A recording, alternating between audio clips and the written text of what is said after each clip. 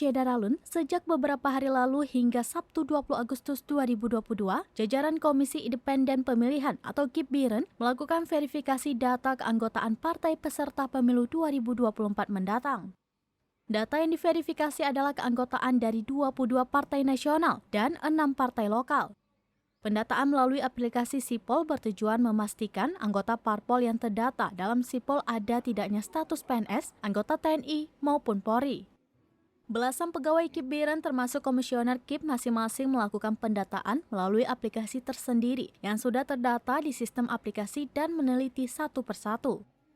Verifikasi bertujuan apabila ada anggota parpol tercatat sebagai PNS dan lainnya akan diklasifikasi dengan pengurus parpol.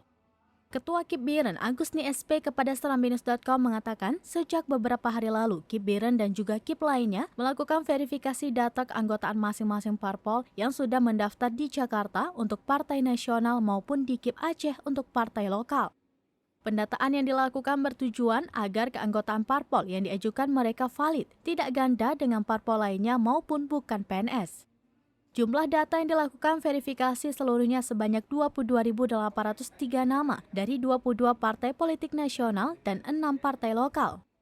Data sebanyak 28.803 tersebut diperiksa satu persatu melalui aplikasi tersendiri dan self-verifikasi apabila seseorang status PNS akan terlihat dalam data tersebut. Begitu juga apabila salah seorang anggota partai politik tercatat sebagai anggota partai politik lainnya akan terlihat juga. Dari BIREN, Yusmandin Idris, Serambion TV.